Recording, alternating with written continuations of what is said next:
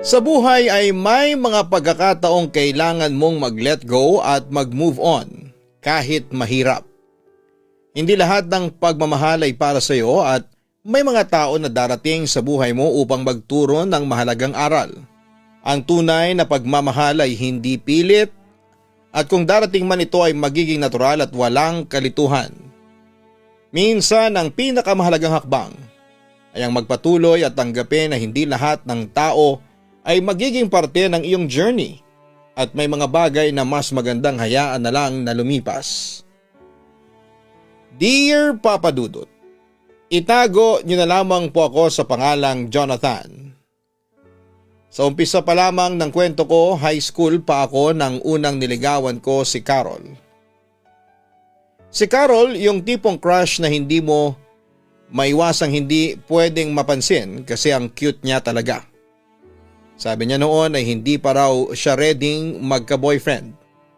Siyempre masakit yon para sa akin pero wala akong magagawa kundi ang tanggapin. Kasi naisip ko na mga bata pa lamang kami noon at ang daming dahilan kung bakit hindi pa pwede.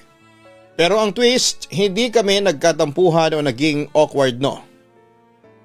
Parang we just stayed friends and we actually became really close. So kahit na binasted ako ay nagpatuloy pa rin kami sa pagiging magkaibigan. Naging chill lang, nagkwentuhan, nagkakasama sa mga group projects, mga bonding sa school kahit sa college, nandyan pa rin siya. Hindi ko na nga alam kung anong klaseng closeness ang meron kami. Pero parang walang label. Laging may pagpapansin na lang sa mga simpleng banat ko sa kanya. Pero si Carol ay hindi siya tumitigil sa sagot na kapag graduate na ako ng college. Yun ang sinasabi niya. Ako naman okay lang, naghintay lamang ako kasi baka nga naman may reason siya. Baka may plano siya na hindi ko alam. Hindi ko naman kayang magalit kasi alam ko naman na magkaibigan kami at mahalaga siya sa buhay ko. Hanggang sa dumating na nga ang third year namin sa college. Isang araw may event sa university, ang saya-saya ko kasi syempre event pa lang. Nag-expect akong magkakasama na kami lahat. Pero ayun na nga nang bigla siyang may pinakilala na boyfriend sa akin. Hindi lang basta boyfriend. Siya yung kauna-unahang lalaki na pinakilala ni Carol sa akin. Si Carol na matagal ko nang sinusubukang ligawan na dati-rati ay puro kapag graduate na ako, ang sagot sa akin ay bigla na lang nagkaroon ng boyfriend. Ang sakit, hindi ba? Kasi imagine naghintay ka ng ilang taon tapos bigla na lang may ipapakilala siyang iba. Pero syempre bilang magkaibigan kami, pinilit ko na lamang na magpakita ng suporta. Pinilit ko na maging masaya para sa kanya kahit na medyo masakit. Hindi ko kayang ipakita na naapektuhan ako. Sabi ko na lang, okay lang ako, Carol. Sana'y maging masaya ka. Pero hindi ko na rin kayang magpanggap na okay lamang ako. Kaya nung natapos na ang event, doon ako kinomfort ni Jackie, yung best friend ko. Siya yung unang nakaalam ng nararamdaman ko kasi hindi ko kayang ipakita kay Carol na nasaktan ako. Kaya kay Jackie ko na lamang nilabas ang lahat. Si Jackie, siya yung laging nandyan para magbigay ng advice kahit minsan ay hindi ko pa rin kayang tanggapin. Papa Dudut, hindi ko alam kung naranasan mo na yung unang heartbreak. Yung tipong iniisip mo na hindi naman talaga kayo magtatagal pero nangyari pa rin. Siguro yun yung unang pagkakataon na natutunan ko na hindi laging makukuha ang gusto ko. Kahit gaano ko pa gawin ang magsikap kasi akala ko sa sarili ko ay baka kami talaga ni Carol pero syempre ibang plano ng buhay. At yun, after nilang magkasama, hindi rin nagtagal yung relasyon nila. Ang bilis lang, mga 6 months halos. Tapos bigla ko na lang natanggap ang tawag na galing kay Carol. Natapos na ang relasyon nilang dalawa, Papa Dudut. Alam mo, sa mga panahon na yun ay medyo magulo yung buhay ko. Tapos si Carol talaga yung tao na hindi ko alam kung paano haharapin. Minsan ay may mga bagay na hindi natin matututunan kaagad. Kaya kahit na binasted na ako noon ay may mga pagkakataon din na binabalikan ko pa rin siya. Parang may connection na hindi ko kayang ipaliwanag. Kasama ko noon si Jackie noong tinawagan ako ni Carol. Nagkataon na kami yung magkasama at biglang sumulpot yung pangalan ni Carol sa phone ko. Hindi ko alam kung anong mararamdaman ko. Kung matutuwa ba ako o maiirita. Kasi parang bakit ngayon lang siya nagpaparamdam. Pero at the same time ay gusto ko ring malaman kung anong nangyari. Kung anong ibig niyang sabihin sa pagtawag na yon. Sabi ko kay Jackie, sasagutin ko na lang, parang weird din naman kung hindi ko sasagutin ang tawag niya. Pero si Jackie medyo hindi siya sumang-ayon. Sinabi niya, baka magulo lang yan. Alam mo na, baka nagsisimula na naman siya ng drama. Pero sinabi ko na, walang masama kung makipagkumustahan ako, hindi ba? Wala namang masama kung mag-uusap lang kami. Kaya sinagot ko na rin ang tawag niya. Nung sumagot ako ay medyo magaan naman ang pag-uusap namin. Nagkumustahan lamang kami tapos ay doon niya sinabi na break ng araw sila ng boyfriend niya. Sabi ko ay seryoso? Bakit naman? Tapos ay doon na nga nagsimula na siyang maglabas ng sama ng loob. Kwento na parang halos lahat ng kasalanan ng ex niya ay binagsak na sa kanya. Pati mga hindi magagandang ugali ng ex-boyfriend niya ay inisa-isa ni Carol. Tapos ay bigla siyang nagpasaring na parang, bakit kasi hindi na lang tayo? Alam mo yung tanong na yon ay parang tinamaan ako, Papa Dudut. Kasi baka nga may dahilan kung bakit lagi niyang sinasabi na hindi pa siya ready. Gusto ko nga siyang tanungin noon, bakit hindi na lang natin subukan? Pero hindi ko ginawa, baka masyadong mabilis. Instead ay sinabi ko na lamang, hindi ba kayo compatible? Kung hindi edi okay lang. Meaning hindi rin siya yung para sa'yo. Gusto ko sanang magtulungan kami para makamove on siya at ako rin. Parang okay na sana ang lahat kasi masaya naman ako na nandyan siya at may outlet siya sa pwesto ko. Pero habang tumatagal, ang weird kasi mukhang naging close kami ulit.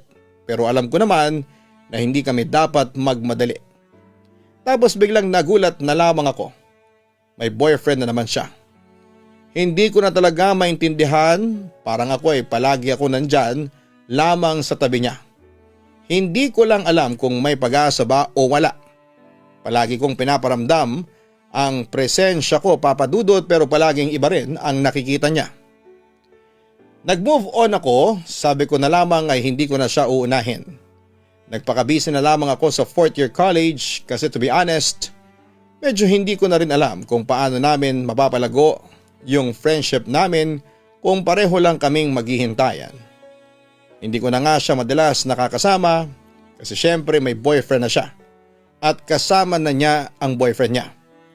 Pero kahit na ganoon ay we still check on each other from time to time. Nang makagraduate kami, doon na kami nagsimulang magkanya-kanya ng buhay at sa work ko ay hindi ko akalain na magkakaroon pa ako ng pagkakataon na magka-girlfriend. Dito ko na nga nakilala si Kim. Iba siya. Maganda, mabait at wala akong masabi na negative sa kanya. Parang siya na yung tipo ng taong gusto kong makasama. Yung hindi complicated. Masaya na ako na meron akong kasama at hindi ko na kailangang mag-intindi ng kung ano pa mula sa kanya. Si Kim ay para siya yung hininga ng bagong buhay ko. Pero habang tumatagal ay hindi ko pa rin maiwasang maalala si Carol. Hindi ko alam kung bakit kasi kahit na anong mangyari, siya pa rin yung unang tao na naging parte ng buhay ko sa mga ganong klase ng bagay. Pero yun na nga, hindi ko na rin naisip na maghihintay ako sa kanya. Nandiyan na si Kim at masaya ako na may nagmamahal sa akin. Papa Dudut, may mga moments na kahit na anong gawin ko, hindi ko pa rin matanggal sa isipan ko si Carol. Kahit na masaya ako kay Kim, may mga panahon na bumabalik sa isipan ko yung mga what ifs. Yung mga tanong na parang hindi ko na kayang sagutin. Isang gabi nasa restaurant ako at habang hinihintay ko, si Kim ay bigla na lang dumaan si Carol. Hindi ko alam kung anong mararamdaman ko. Kasi parang hindi ko rin naman siya inaasahan. Siguro naisip ko lang na bakit nga ba siya nagpakita pa. Pero syempre hindi ko na lang pinahalata pa. Binati ko siya, nagkumustahan kami tapos ay doon ko lang nalaman na break na pala sila ng boyfriend niya. Ang weird kasi parang hindi ko naman ine-expect na magiging ganon na lamang ang lahat. Tapos may sinabi si Carol na hindi ko makakalimutan. Paano kaya kung naging tayo?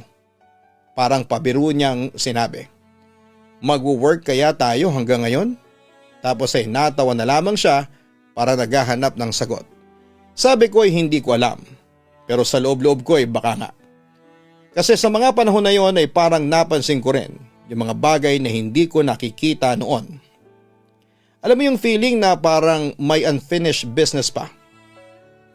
Hindi ko alam kung anong gusto niyang iparating pero naisip ko na lamang baka nagsisisi siya. Pero hindi ko na rin pinansin kasi nandiyan na si Kim. Pagkatapos noon ay nagpaalam na si Carol at nung dumating si Kim ay parang okay lang. Nag-usap kami ng masaya at siya pa yung nagtanong kung sino yung kausap mo kanina. Tapos sabi ko schoolmate ko lang dati. Hindi ko na sinabi pa yung buong storya kasi baka magulo lang. Alam ko na kasi na okay na kami ni Kim, si Kim naman ay walang sinabi pero parang hindi pa rin mawala yung sinabi ni Carol. Paano kung naging tayo? Parang nakakainis na tanong kasi paano ko nga ba masasabi kung paano kung nangyari ngayon, hindi ba? Pero si Kim okay siya. Gusto ko siya at mahal ko siya. Alam mo yon, yung hindi ka na kailangang magtago ng feelings mo. May mga bagay na hindi ko kayang gawin noon kay Carol na nagagawa ko na kay Kim. Parang wala ng komplikasyon. Hindi kailangan ng drama, masaya akong kasama siya. Pero may mga gabi pa rin na naiisip ko na paano kung si Carol na lang. Sabi ko sa sarili ko, wag na, move on na. Minsan papadudot kahit si Kim ay hindi ko matanggal sa isipan ko. Magaan ang relasyon namin, walang tensyon, walang awkwardness.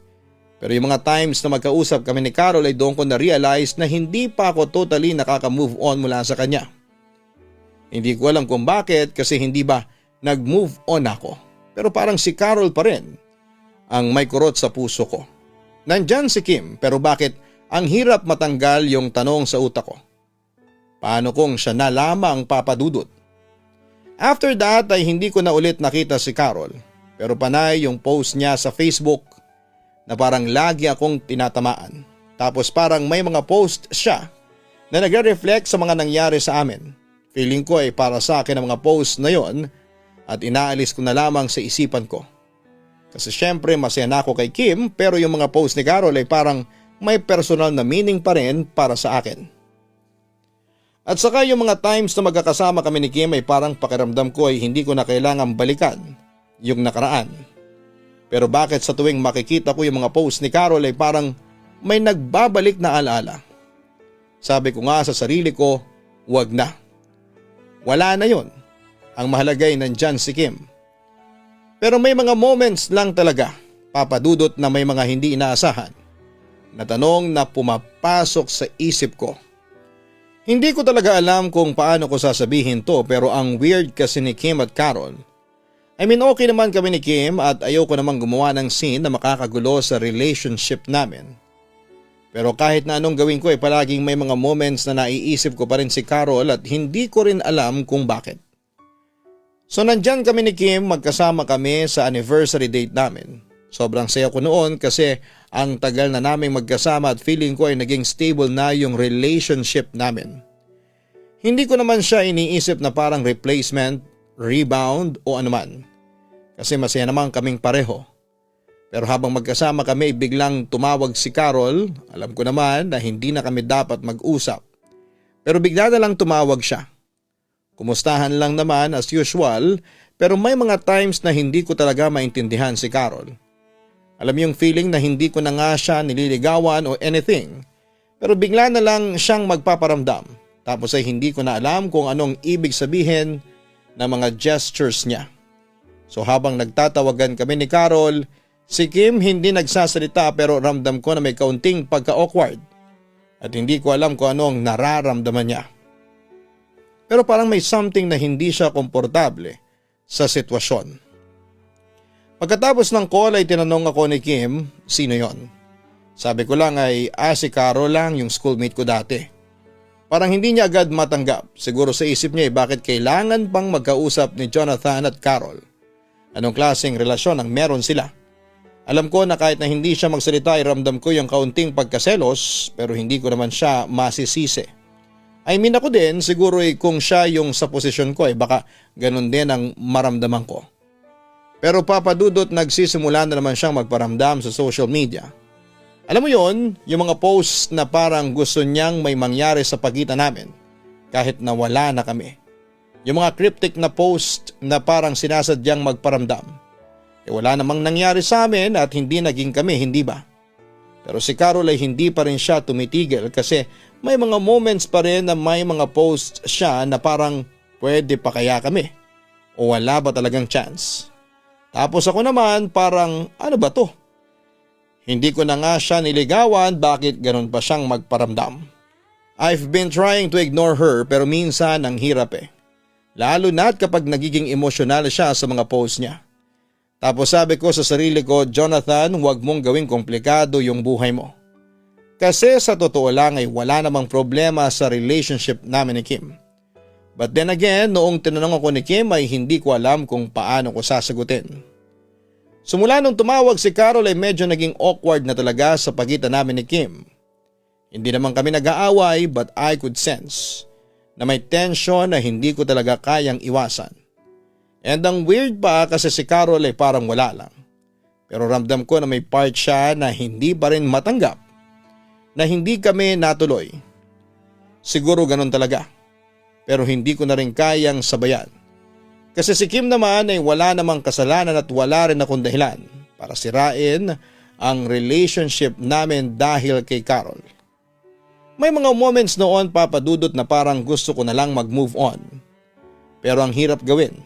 Lalo na't magkasama kami ni Kim at tumatawag na lang bigla si Carol para lang kumustahin ako. Para bang gusto niyang makialam pero hindi ko rin siya masisisi kasi may nakaraan kami bilang magkaibigan at may parte sa akin na hindi pa rin kayang limutin yon. Kaya nga siguro hindi ko kaya maging unfair kay Kim. I know na wala na kami ni Carol at hindi ko naman siya dapat i-entertain pa. Pero si Carol ay may mga bagay na hindi madaling bitawan sa kanya. Sabi ko na lang sa sarili ko, Jonathan, tumahimik ka na lang at wag mong gawing complicated ang lahat. Medyo nahirapan akong i-balance si Kim at si Carol papadudot. I mean okay naman kami ni Kim pero bigla-bigla na lamang si Carol nagpaparamdam. Tapos naging mas madalas na nga kaming magkasama. Medyo naging awkward na kasi at ayoko naman na masaktan si Kim. Pero hindi ko rin naman kayang pabayaan si Carol. Lalo na't bumabalik ang closeness naming dalawa at hindi ko na talaga alam kung anong gagawin ko. Nandiyan kami ni Kim at sa totoo lang ay okay naman kami. Pero si Carol ay medyo naging part na rin ng routine ko kahit na hindi ko sinasadya. Minsan kapag magkasama kami ni Kim ay sasabihin ni Carol sa tawag na, "Oh, sana kayo? May date ba kayo?" Tapos ako naman, "Oo, baka kasama mo kami." I didn't know if I was being insensitive or just being a good friend to Carol. Pero nagiging confusing na talaga siya. Kasi parang nagiging codependent si Carol at hindi ko alam kung paano siya tatanggihan ng maayos. So yun na nga, nangyari na nga, laging kasama si Carol sa mga dates namin ni Kim. Hindi ko kayang ipaliwanag kay Kim kasi baka magalit siya. Lalo na't every time na magkasama kami parang ako lang ang lumalabas na medyo chill. Pero sa totoo lang ay nahihirapan na ako. Si Carol para bang kahit may boyfriend na siya ay hindi siya tumitigil sa mga effort na magpakita na siya pa rin ang may karapatan bilang kaibigan ko. At si Kim siya yung mas naaapektuhan. Hindi ko naman gusto na maging unfair siya kasi alam kong mahal na mahal ko siya. Pero si Carol alam ko na hindi niya lang kayang mag-move on kaagad. At ako naman ay hindi ko kayang i-ignore siya kasi naging malaking parte siya ng buhay ko noon. Gusto kong sabihin, Carol, okay na tayo. Hindi na tayo pwede magkasama tulad ng dati. Pero hindi ko kayang saktan siya. Alam mo na parang may mga moments na gusto kong magtapat sa kanya na eto na lang tayo hanggang dito na lamang. Pero sa totoo lang ay hindi ko pa kaya.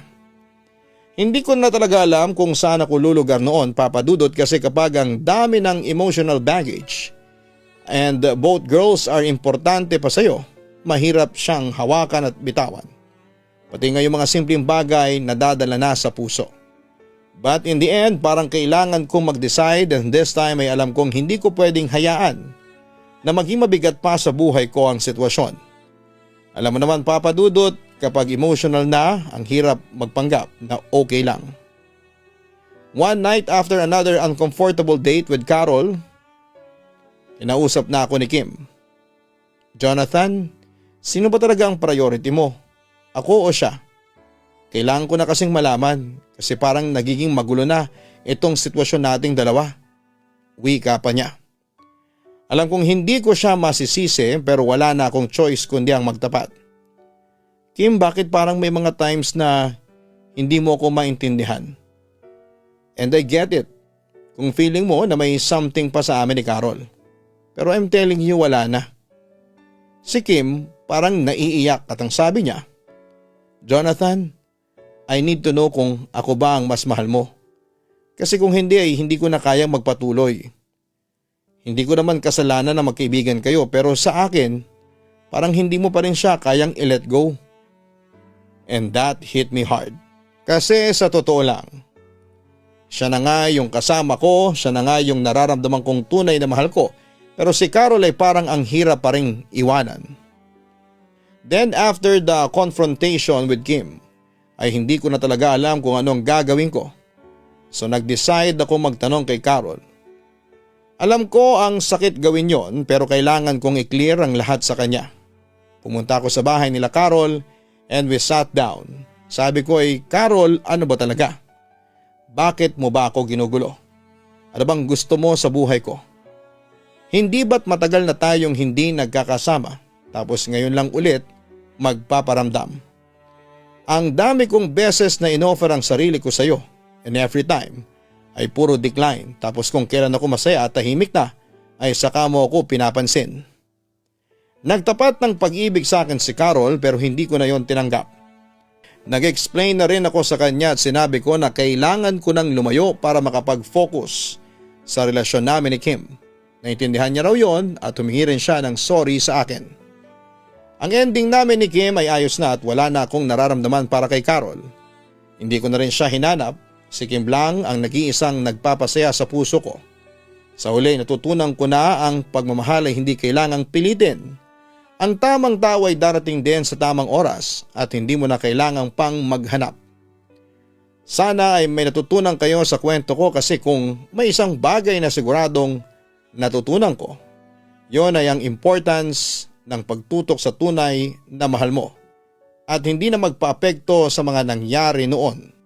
At ang pinakamahalaga ay alam mong kayang magpatawad at mag-move on. Kaya yun Papa Dudut, sana may lesson kayong makuha mula sa kwento ko at alam ko na hindi na ito ang huling chapter ng buhay ko. Pero sa ngayon ay eto na muna. Truly yours, Jonathan. Sa mga pinagdaanan mo, sana'y matutunan mong huwag magpadala sa mga emosyon. Lalo na kung may mga taong nakapaligid na magbibigay ng kalituhan sa puso mo. Mahirap talaga pag dalawang tao ang magkakaroon ng espasyo sa buhay mo. At madalas ay nadadala tayo ng nakaraan at hindi natin nare-realize na mas pinipili pa natin na mag-ugaga kaysa mag-move on at mag-focus sa kung ano ang meron tayo ngayon. Tandaan mo na hindi mo kailangan pang pilitin ang mga bagay na hindi na gumagana. Kung may mga taong mahalaga sa iyo, mas mainam na malinaw kung ano ang hangganan ng relasyon ninyo. Hindi lahat ng pagkakataon ay kailangang magtulungan o magstay sa nakaraan. Ang tunay na pagmamahal ay yung walang kalituhan. At hindi mo kailangang magsakripisyo ng sarili mong kaligayahan para lamang magustuhan ng iba. Huwag mong gawing komplikado ang mga bagay na dapat ay simple lang. Kung tunay na mahal ka ni Kim, bibigyan ka niya ng space at pangunawa at mas magiging magaan ang lahat. Sa kabilang banda, kung hindi pa rin makahanap ng closure sa sitwasyon kay Carol, mas mabuti sigurong magpatuloy ka at isara na ang chapter na yon para hindi ka na maligaw pa. Kahit gaano pa kahirap, darating din ang tamang tao para sa iyo. At sa tamang panahon yon.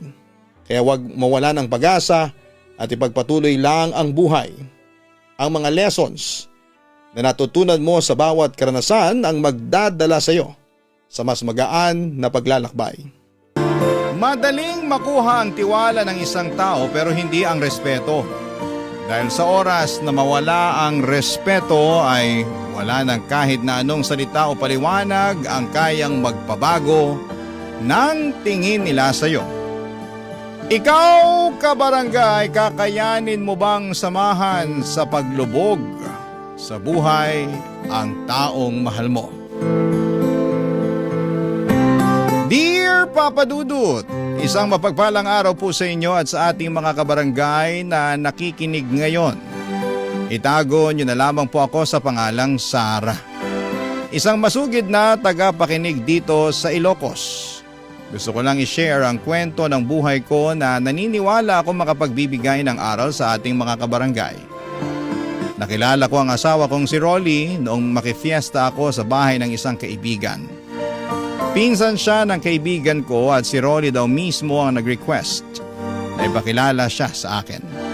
Mula noon ay madalas na kaming magkausap sa text o tawag. Hanggang sa niligawan na nga niya ako at sinagot ko rin kaagad siya. Mabait naman kasi si Rolly, gwapo at malambing. Isang taon ang lumipas nang ipagbuntis ko ang unang anak namin. Dahil nasa tamang edad naman kami noon, nagdesisyon na kaming magpakasal kaagad, Papa Dudut.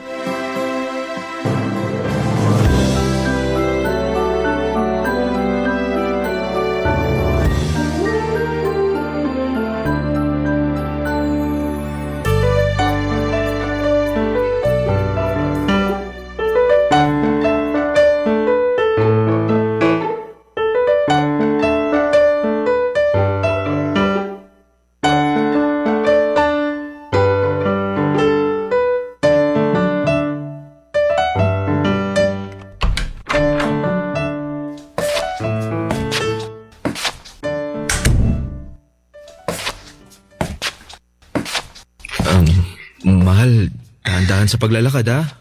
Malapit na tayo sa sofa kaya kumapit ka lang dito sa braso ko. Mahal, kaya ko namang maglakad. Ikaw talaga, oh. Siyempre, iniingatan lang kita tsaka yung anak natin. Oh, yan, maupo ka na dito sa sofa. Yan, dahan-dahan lang ha. Grabe, ang bigat na talaga ng tiyan ko ngayon. Kaya nga dapat mas mag-ingat ka sa mga kilos mo. Lalo na ngayon, ilang buwan na lang, manganganak ka na. Excited na talaga ako pero medyo kinakabahan din. Ako din naman. Kahit hindi ako yung manganganak, sobrang kinakabahan din ako. Alam mo, sa totoo lang, medyo nagigilty ako eh. Huh?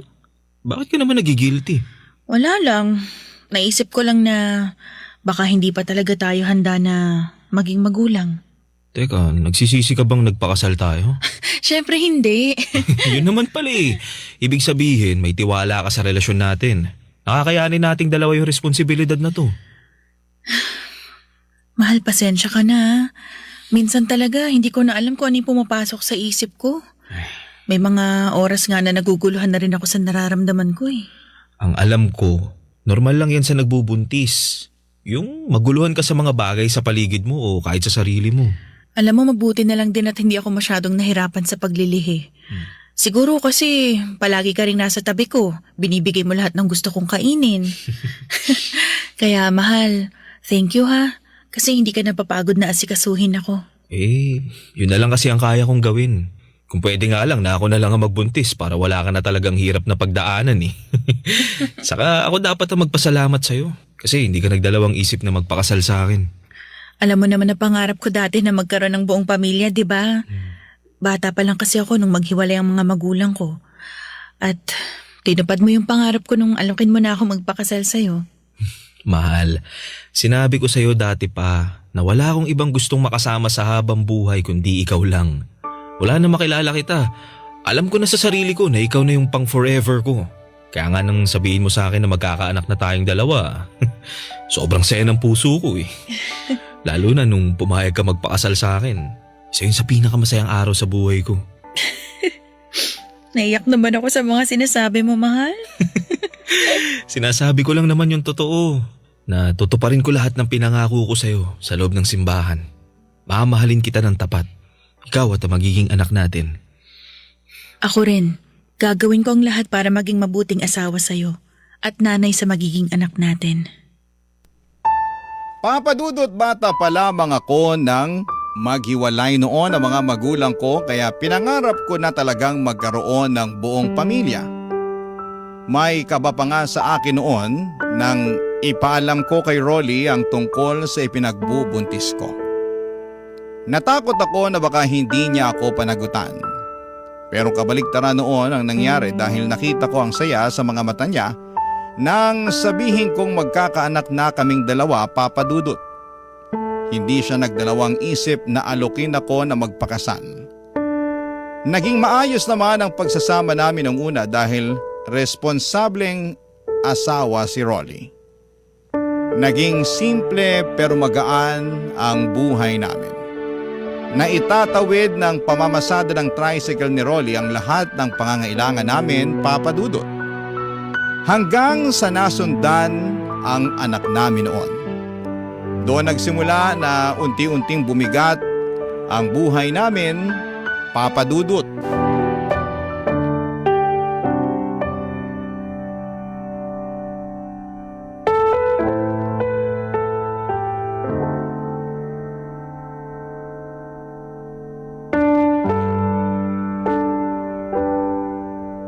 Nagugutom ka ba? Hindi. O may gusto ka bang ipabili sa kantin? Pagkain? May iinom? Wala. Mahal, wala ka rin masyadong kinain kagabi bago ka matulog. Kailangan mo lagyan ng laman yung tiyan mo para makabawi ka ng lakas mo. Kapapanganak mo pa lang. Hindi pwede na hayaan kitang manghina. Pero wala nga kasi akong gana. Sige, ipagbabalat na lang kita ng mansanas kung ayaw mong kumain ng… Mahal, hindi mo ba narinig yung sinabi ko? Wala akong kahit na anong gustong kainin. Isa lang ang gusto kong gawin ngayon at alam mo kung ano yon. Mahal, Gusto kong makita yung anak natin, Rolly. Gusto ko na siyang mayakap. Sarah, hindi pa pwede sa ngayon. Nasa incubator pa rin siya eh. Rolly, hindi ko maintindihan kung saan ba ako nagkulang. Ginawa ko naman lahat ng tamang pag-aalaga sa sarili ko habang pinagbubuntis ko siya eh. Bakit kailangan na maranasan niya lahat ng hirap na to? Mahal, tahan na. Baka makasama pa sa katawan mo yan. Lalo yung pag-iyak mo ngayon. Magiging maayos din si baby. Ha? Kaya kailangan natin magpakatatag para sa kanya. Pasensya na, mahal. Nagiging mahina na naman ako eh. Ayos lang, mahal. Normal lang kung ano man yung nararamdaman mo ngayon. Basta kailangan lang talaga natin magpakatatag. Lalabas nga pala ako mamaya kasi susubukan ko manghiram ng pera sa pinsan ko. Nagalaw ko na rin kasi yung natitirang ipon natin para sa panganganak mo eh. Kung hindi lang kasi sana napaaga yung panganganak ko at wala sa incubator si baby, baka hindi naubos yung ipon natin. Sorry, mahal. Huwag kang mag-sorry, mahal. Kasi wala namang may gusto nang nangyari sa inyo ng bunso natin. Sige, susubukan ko na lang din na manghiram sa ibang kamag-anak ko para may pandagdag naman tayo ng panggastos dito sa ospital. Sige, mahal. Kung wala ka namang maihiraman, wag mo nang pilitin, ha? Ako na lang ang gagawa ng paraan para mabayaran natin lahat ng kailangan dito sa ospital.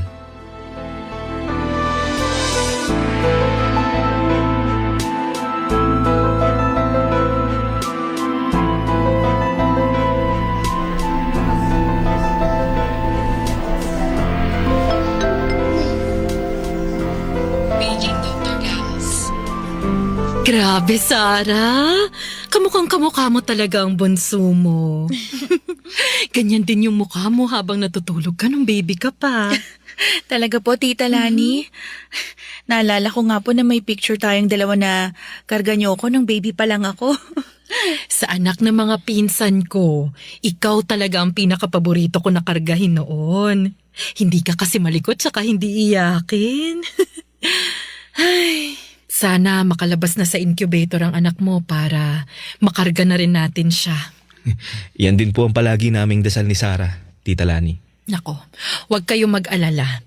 Mabait ang Diyos at mabuti kayong mga magulang. Kaya sigurado ako na pakikinggan niya ang mga dasal niyo. Naku, Tita Lani, sana nga po. Kasi gusto ko na rin po talagang mayakap yung anak ko eh.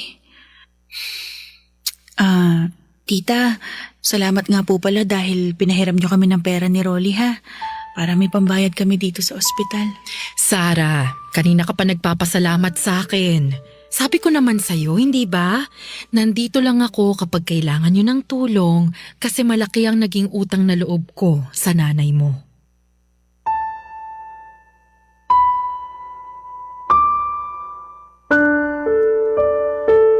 Papadudot first kasi ni nanay si Tita Lani. Bago mamatay si nanay dahil sa komplikasyon sa diabetes ay matagal na niyang nakukwento si Tita Lani. Hindi ko na rin siya noon nakita dahil ang alam ko ay nagtatrabaho na siya sa abroad noong nasa elementary pa lamang ako. Naging friends lamang kami sa social media at nang makita ko na nandito na pala siya sa Pilipinas ay naglakas loob ako na i-message siya para hingan ng tulong. Napaaga kasi ang panganganak ko at malaki ang naging gastusin namin sa ospital at sa awa ng Diyos ay hindi nagdalawang isip si Tita Lani na puntahan at tulungan kami. Malapit lang pala kasi ang tinitirhan niya mula sa ospital kung saan kami nakakonfine ng anak ko. Kaya naman malaki ang naging pasasalamat ko talaga sa pagtulong na ginawa niya sa amin noon nung kailangan namin siya, Papa Dudut. Barangay Love Stories. Barangay Love Stories. Papa Dudut, isang buwan pa ang lumipas nang sa wakas ay mailabas na rin namin ng ospital ang bunso naming anak. Kaya lang ay hindi doon natapos ang kalbaryo namin. Naging sakitin siya at kinailangan ng mamahaling gamot para sa kanya. Nang mga panahong yon ay baon na talaga kami sa utang. Hindi na namin alam kung saan pa kami kukuha ng panggastos sa bahay. Nag-aaral na rin kasi noon ang panganay naming si Joshua kaya patong-patong na talaga ang gastusin namin. Dumating pa sa point na hindi na kami nakakabayad ng inuupahan naming bahay. Naiiyak na lamang ako gabi-gabi sa mga problemang dumarating sa amin ng asawa ko. Hanggang sa naglakas loob na akong muling lumapit kay Tita Lani. Hindi naman niya ako binigo at inalok pa nga kami na doon na muna tumirapan samantala sa bakanting paupahan niya, Papa Dudut.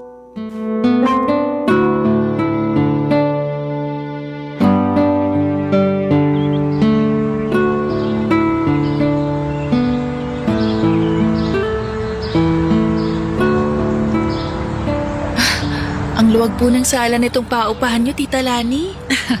Maluwag ang sala pero medyo maliit ang kwarto at kusina. Naku, pagpasensyahan nyo na lang muna to ha. Kasi ito na lang yung bakante sa mga paupahan ko ngayon. Naku, Tita, napakalaking tulong na po nito sa amin. Oo nga po, tita. Halos kompleto na nga rin po yung mga gamit dito sa loob eh. May sofa na tapos may malaking aparador pa po sa kwarto. May ikalan na nga rin po na magagamit namin para sa pagluluto eh. Yung huling tumira kasi dito, hindi na kinuha yung mga binili nilang gamit para sa unit na to. Kaya yan, marami pa talaga kayong mapapakinabangan dito. Nakakatuwa nga po kasi wala na kami halos po problemahin sa mga gamit para sa unit na to. Oh, linisin nyo na lang din ng mabuti ha para magamit nyo ng maayos. Medyo maliit nga lang ang unit na to kumpara dun sa ibang pinapaupahan ko. Ito na lang kasi talaga yung bakante, kaya ito lang yung pwede kong ipagamit sa inyo ngayon. Naku, Tita, kahit nga po maliit na kwarto lang para sa aming apat, ayos na po yun eh. Ano ka ba? Siyempre gusto ko kasi talaga na maging komportable kayo, lalo na yung mga bata. Hindi pwedeng hayaan ko na basta na lang sila lumaki sa kung saan. Naku, maswerte nga rin talaga kayo at may bakante akong unit na pwede niyong gamitin. Kaya nga po eh, nagulat talaga kami ni Rolly na bakanting unit po talaga ng paupahan niyo ipapagamit niyo sa amin. Isang buwan na rin naman kasing walang umuupa dito. Tsaka sigurado naman ako na aalagaan yung mabuti ang unit na to. Naku, makakasiguro po talaga kayo kasi pareho kaming masipag ni Sarah sa mga gawaing bahay. Nako, mabuti naman kung ganon. Tita Lani, yung tungkol po pala sa bayad dito sa upa, pwede po bang sa susunod na buwan na lang kami makapagbigay? Nakasangla pa po kasi yung tricycle ni Rolly. Uunahin po sana muna naming bayaran yon para hindi kami ipitin nung pinagsanglaan niya. Kaya nga po kung okay... Sarah, huwag niyo na munang isipin yung pambayad sa upa para sa buwan na to, ha? Pati na rin yung sa susunod na buwan. Unahin niyo muna ang mga dapat na unahing bayaran. Hindi ko pa naman kailangan ng pera sa ngayon. Talaga ho? Sigurado po kayo, Tita Lani? Oo naman. Kaya nga huwag niyo na munang isipin yon. Alam ko naman na kapag nakaluwag-luwag na kayo, makakapagbayad na rin kayo sa akin. Naku, promise po yan, Tita. Magbabayad po kagad kami. Salamat po talaga sa pagtulong niyo sa amin, ha? Sabi ko naman sa'yo, di ba? Malaki ang utang na loob ko sa nanay mo, Sarah. Hindi man ako nakabawi sa kanya noon. At least, ikaw ang natutulungan ko ngayon. Kung nabubuhay lang po si nanay, malaki rin po ang magiging pasasalamat niya sa inyo. Basta, kung may ibang kailangan pa kayo, huwag kayo mahihiyang magsabi sa akin, ha? Tutulungan ko kayo hanggat kaya ko. Papadudot, matandang dalaga si Tita Lani kaya wala siyang ibang kasama sa buhay. Ang kwento niya sa akin ay si nanay ang nagpahiram ng pera sa kanya para makapagtrabaho siya sa abroad. Hindi niya na raw na ibalik ang pera na yon kasi hindi naman daw siya siningil ni nanay. Matagal din siyang nagtrabaho sa abroad at hindi na nakauwi kahit noong mamatay si nanay. Nang makabalik siya sa Pilipinas ay nagpatayo siya ng ilang paupahan at negosyo. Yung bakanteng paupahan niya na may kompletong gamit ang pinagamit niya sa amin ng libre. Nahihiya talaga kami noon ni Rolly pero tinanggap namin lahat ng tulong na binibigay niya. Ang sabi ni Tita Lani kung hindi daw siya pinahiram ni nanay noon ay hindi siya makakapag-abroad at hindi niya maipupundar lahat ng negosyo na meron siya sa ngayon. Kaya gusto niya makabawi kay nanay at ang ginagawa niya na yon ay ang paraan niya sa pamamagitan ng pagtulong niya sa aming mag-asawa, Papa Dudo.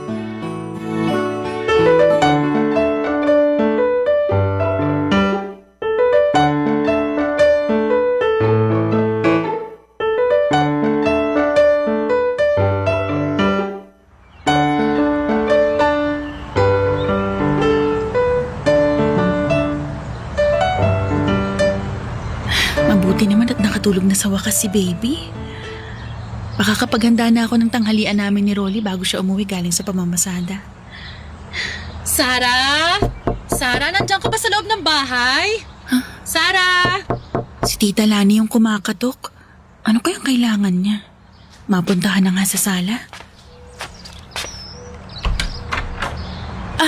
Hi po, Tita Lani. Kumusta? Mabuti naman at nandito ka, Sarah. Akala ko kasi hinatid mo si Joshua sa school niya eh. Naku, mainit po kasi kaya hindi na muna kami lumabas ni Bunso. Pinasabay ko na lang po si Joshua sa kaklase niya na nakatira lang dyan po sa tapat. Bakit po pala kayo nandito? Nagluto kasi ako ng adobo kagabi at ito, naparami yung luto ko. Nagdala ko para sa inyo. Naku, Tita. Sakto po kasi plano ko na rin pong magluto sana ng tanghalian namin. Ay, talaga? Naku, buti pala't napaagang pagdala ko nitong ulam. Oo nga ho eh. Ay, tara ho, pasok ho muna kayo. Magsasaing na rin po muna ako bago ko initin tong ulam. Sige.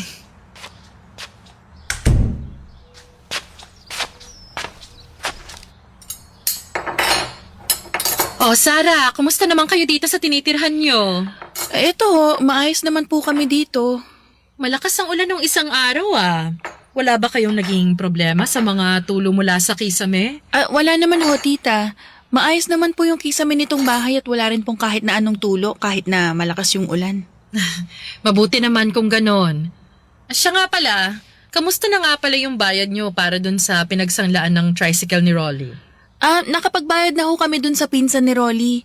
Hindi niya na rin kami tinatakot na kukunin niya yung tricycle ng asawa ko. Sarah naman kasi. Bakit naman kasi dun pa nangutang si Rolly? Parang nga sama ng ugali nun eh. Alam naman ng pinsan niya na yung tricycle lang na yun ang pinagkukunan nyo ng panggasto sa araw-araw. Tapos tatakutin pa kayo na kukunin yun sa inyo kapag hindi ka agad nakapagbayad ng utang sa kanya. Kaya nga ho sinabi ko kay Rolly na unahin na muna naming bayaran yung pinsan niya eh. Ang laki pa ng interest na kinailangan namin bayaran. Grabe naman talaga ang pinsan na yan. Parang hindi ka mag-anak. Naku, ganun po yata talaga yung nagagawa ng pera, tita. Sana matuto na si Rolly na lumapit at humingi ng tulong sa tamang tao. Paano kasi kayo rin mag-iinang nadadamay sa gulo na pinapasok niya? Ay naku, sinabi ko na rin po yan sa kanya. Piliin yung mga lalapitan na tao kasi yung iba, sinasamantala rin po talaga yung kahinaan at pangangailangan namin. Ganon na nga, dahil iba na talaga ang panahon ngayon. Ay, aalis na rin pala ako ha, kasi magtatanong pa ako sa kapitbahay kung may kilala silang tubero. Ay, bakit ho, tita? Anong ipapaayos nyo? Nababasa kasi ang sahig ng kusina ko. Mukhang tumatagas ang tubig mula sa ilalim ng lababo. Ay, si Rolly ho, marunong mag-ayos ng lababo yon. May gamit din po siya para doon. Alam mo, tita, ang mabuti pa, papuntahin ko po siya sa bahay nyo pagkatapos niyang magtanghalian mamaya, okay? Papa Dudut, masasabi ko na malaki talaga ang naging tulong ni Tita Lani sa buhay namin noon. Hindi kasi biro ang magbayad buwan-buwan ng upa sa bahay. Kaya naman yung pagpapatira niya sa amin ng libre sa isa sa mga paupahan niya ang naging daan para unti-unti kaming makabangon ng asawa ko. Nasimulan na naming bayaran yung mga pinagkakautangan namin at hindi na rin kami masyadong nagigipit. Kahit pa mahal ang mga gamot ng bunso namin.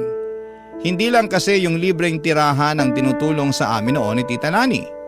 Madalas din siyang nagdadala ng mga pagkain sa bahay namin. Hindi lang po basta ulam ha. Kung hindi, paminsan-minsan ay siya pa mismo ang nag-grocery para sa pamilya ko. Nahihiya na nga ako pero hindi ko naman pwedeng tanggihan ang mga tulong na ibinibigay niya. Sabi nga niya mag-isa na lamang naman daw siya sa buhay. Kaya kami na lang din halos ang tinuturing niyang pamilya niya. Papa Dudut. Barangay Love Stories. Barangay Love Stories. Papa Dudut, naging malapit na rin ang anak kong si Joshua kay Tita Lani. Madalas din kasi siya nitong bilhan ng laruan. Alam ko kasi na mahilig sa bata si Tita Lani at pangarap niya rin na magkaanak noon. Pero dahil masyado siyang nag-focus sa pagtatrabaho, pagpapaaral sa mga pamangkin at pagpapatayo ng negosyo, ay nawala na siya ng oras para sa sarili niya. At yung mga pamangkin na pinag-aral niya raw noon ay hindi na rin siya nagagawang kumustahin. Kaya naman pinagpapasalamat niya rin na dumating kami sa buhay niya. Kasi naramdaman niya ulit kung paano ang magkaroon ng isang pamilya. Marami nga palang alam sa pagkukumpuni ang asawa kong si Rolly. Dati kasi siyang nagtatrabaho sa isang talyer at kahit pag-aayos ng lababo o iba pang parte ng bahay ay kaya niyang gawin. Kaya naman sa tuwing may kailangang ayusin sa bahay ni Tita Lani ay si Rolly ang madalas na pinapatawag niya Papa Dudut.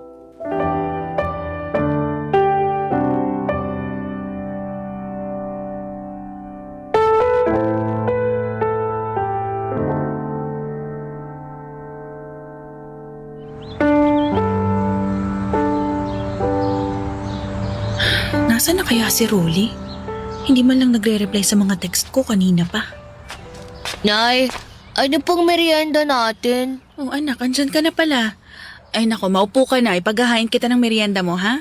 Nagugutom na nga rin po ako kasi hindi ako nag-recess kanina. Oh, bakit naman hindi ka nag-recess? Hindi ko po ginastos yung baon ko Gusto ko po kasing mag-ipon para may pambili ako ng regalo ko sa inyo ni tatay sa Pasko. Nako anak, malayo pa naman yung Pasko Ikaw talaga. Oh, eto na yung niluto kong maruya para sa merienda mo. Iyan! Yay! Kain ka lang ha. Sa susunod, wag mong ginugutom ang sarili mo ha. At baka ikaw naman ang magkasakit. Opo, Nay. Ang sarap talaga ng maruya na luto nyo. Nako, gutom ka lang kaya mo nasasabi yan. Sige na, kumain ka lang ha. Tatawagan ko lang yung tatay mo. Si tatay po ang tatawagan nyo. Nakita ko po siya sa bayan kanina. Pero hindi niya po ako nakita kasi nakasakay na po ako ng jeep. Talaga? Opo, Nay. Doon ba sa may paradahan ng tricycle mo ba siya nakita? Kanina ko pa kasi siya tinitext pero hindi siya nagre-reply Hindi ko po siya doon nakita eh. Pero nakita ko pong pumasok sila sa may malaking tindahan na malapit po sa palengke. Pumasok? Sila? Sino naman kasama ng tatay mo kanina nung makita mo? Si Lola Rani po, Nay.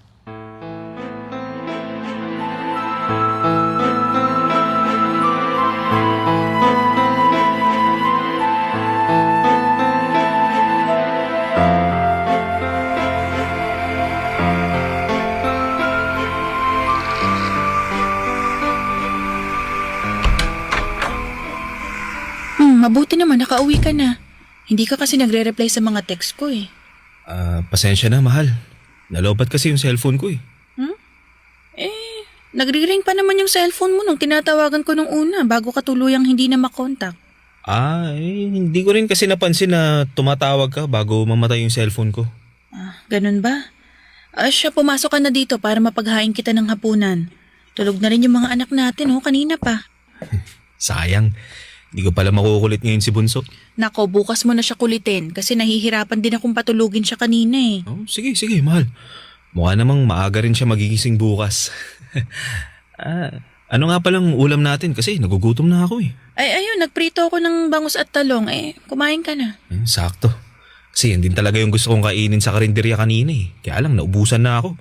Alam mo talaga, mahal, kung anong ulam ang gusto ko eh, no? Kakain na ako ha. Sige, kumain ka lang dyan. Ikaw, kumain ka na ba? Oo, sinabayan kong kumain yung mga bata kanina. Ganun ba? Pwede ko na rin palang ubusin tong ulam. Oo na. Sige na, sa'yo na lahat yan. Sarap, mahal. Mahal, bakit ka nga pala ginabi ng uwi ngayon? Naflatan kasi ko eh. Dinaan ko pa dun sa talyer kanina yung tricycle ko. Mga anong oras yon? Ewan ko, mga alas 5 ng hapon. Sa talyer, doon ka lang pumunta kanina? Oo, dun lang. Nintay ko lang na matapos yung pagpapalit ng gulong ko kasi wala na akong extra eh. Pagkatapos, pumasada na ulit ako bago umuwi dito sa bahay. Pasensya ka na talaga, mahal ha. Di ako nakapag-text sa'yo. Ayos lang. Wala namang problema doon, mahal. Papa Dudut, hindi ko alam kung bakit pero mula nang sabihin ng panganay kong anak na si Joshua na nakita niyang magkasama ang asawa at tita ko ay may kung anong kakaibang kaba na nararamdaman ako. Nagsisimula na ring may mga bagay na pumasok sa isipan ko noon. Nadagdagan pa yung kaba ko nang hindi sabihin sa akin ni Rolly na magkasama sila ng hapon na yon ni Tita Lani. Pakiramdam ko tuloy noon ay may tinatago siya sa akin na hindi ko magugustuhan. Pinipilit ko rin talagang iwasan na mag-isip ng hindi maganda kasi malaki ang respeto ko kay Tita Lani. Alam ko rin na malaki ang utang na loob namin sa kanya ng pamilya ko. At kilala ko si Rolly na hindi ako kayang saktan o lokohin. Pero kahit na anong gawin ko noon, kailanman ay hindi na naaalis ang kaba sa dibdib ko. Hanggang isang umaga ng Sabado ay maaga akong nagising at nagulat ako na wala na si Rolly sa tabi ko. Nabasa ko na lamang ang text niya na maaga daw siyang papasada. Hindi ko alam kung bakit pero pagkatapos kong ipaghanda si Joshua ng almusal, sinabihan ko siya na lalabas lamang ako saglit para pumunta sa bahay ni Tita Lani. May dala akong pandesal noon para sa almusal niya. Kumatok ako at nakita ko na bukas ang pinto kaya tumuloy na akong pumasok sa loob ng bahay ni Tita Lani, Papa Dudut.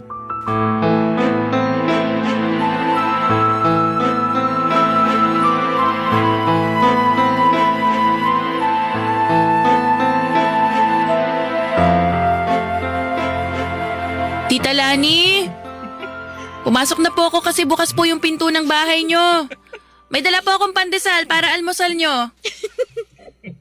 Rolly, ano ba? Sabi nung wag dyan sa liig. Ano yun? Kasi malakas yung kiliti ko. Sino yung mga yun? Yun nga yung gusto ko nakikiliti ka eh. Saan nagkagaling yun? Sabi ng tama na eh. Diyos ko, Halikan dyan. boses ni na Rolly at Tita Lani yun ah. Dito na lang banda sa Nanggagaling sa Rolly. loob ng kwarto ni Tita. Rolly, tama na nga sabi. Huwag sabi dyan. Sige ka, baka hindi ko mapigilan ng sarili ko. Ano naman?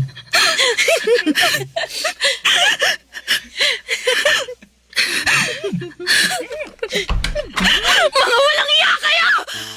Mga hayop! Ang bababoy niyo! Sarah, Mahal! Huwag mo ako matawag-tawag na mahal ang baboy mo! Hayaan mo muna ako magpaliwanag, mahal! Ano bang ipapaliwanag mo? Nakita ko lahat, Rolly! Sarah, huminahon ka muna, ha? Huwag ka mag-iskandalo sa loob ng pamamahay ko. Talaga ba? Ha, Tita Lani? Yung pa talagang sasabihin mo sa akin? Di mo kasi naiintindihan eh. Hindi ko talaga maiintindihan kasi kahit kailan, hindi ko gagawin yung kababuyan na ginagawa niyong dalawa. Rolly, minahal kita. Wala akong ibang ginawa kundi yung mahalin ka, pero paano mo nagawa sa akin to? Sarah, mahal ka. Hindi mo ako mahal, Rolly. Kasi kung mahal mo ako, hindi mo to gagawin. Hindi mo ako sasaktan. Hindi mo man lang naisip yung mga anak natin. Kahit sila na lang sana, Rolly. Kahit hindi na ako. Sana kahit yung mga bata na lang yung inisip mo. Pwede ba, Sarah? Huwag kang magdrama dito sa loob ng bahay ko. Ayoko marinig ka ng mga kapitbahay ko. Bakit, tita? Nahihiya kayo? May natitira pa talaga kayong hiya sa katawan nyo? Grabe ka! Sobrang taas pa naman ang respeto ko sa inyo, tapos asawa ko pa pala'y nilalandi nyo? Bakit kasi hindi ka muna tumingin sa salamin para malaman mo kung bakit ka niloko ng asawa mo? Lani, tama na! Totoo naman ang sinabi ko, di ba? At ikaw mismo ang nagsabi sa akin na mas mabango at magaling ako sa kama kesa dyan sa asawa mo. Sabi ng tama na eh. Ano? Kakampihan mo na siya ngayon? Siya na ulit ang gusto mo? O sige, magsama-sama kayong lumaya sa pamamahay ko at sa unit ko na tinitirhan nyo ngayon ng libre. Lalayas talaga kami ng mga anak ko kahit hindi mo sabihin yan. Kasi hindi ko kayang tumira kasama ng mga anak ko sa bahay na pagmamay-ari ng isang malanting kagaya mo. Sarah, teka, sandali lang. Bitawan mo ako, Rolly!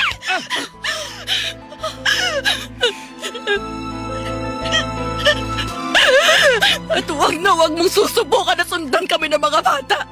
Dahil baka mademanda pa kita. Kayo ng babae mo! Ang bababoy niya!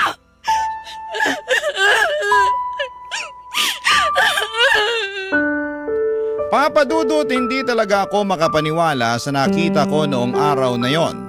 Kung paanong maglandian sina Rolly at Tita Lani sa loob ng kwarto niya. Pakiramdam ko ay sasabog ang puso ko sa sobrang sakit ng nararamdaman ko. Na parang kulang na lamang ay lamunin ako ng lupa. Sa ilang taon na relasyon namin noon ni Rolly, kahit kailan ay hindi niya ako niloko o sinaktan. Kaya naman sobrang laki talaga ng tiwala ko sa kanya. Sa sobrang laki, hindi ko pinansin ang mga bagay na dapat matagal ko nang binibigyan ng atensyon. Yung pagbabago ni Rolly ng password sa cellphone niya, pag-alis ng maaga, at pag-uwi ng malalim na ang gabi. Pati na ang madalas na pagpunta ni Tita Lani sa asawa ko sa bahay niya para magkumpuni ng kung ano-ano doon. Hindi na lang pala bahay ng tita ko ang kinukumpuni ng asawa ko. Maging ang sirang lababo sa bahay niya kung hindi pati na rin mismo ang may-ari nito. Hindi na ako nagdalawang isip pa na hiwalayan si Rolly, Papa Dudut. Mabuti na lamang at tinulungan ako ng isang pinsan ko sa side ni Papa at pinatuloy muna kami sa bahay nila. Ngayon ay 2 taon na akong single parent at patuloy na kumakayod para sa mga anak ko. Minsan pang sinubukan ni Rolly na makipag-ayos sa akin noon. At kahit pangarap ko talaga ang magkaroon ng buong pamilya, ay hindi ko kayang patawarin ang napakalaking kasalanan niya sa akin. Para lamang maging buo kami, Papa Dudut. Hanggang dito na lamang po ang sulat ko at sana po ay nakapag-iwan ito ng aral sa ating mga kabarangay. Ang inyong kapuso at kabarangay, Forever, Sarah.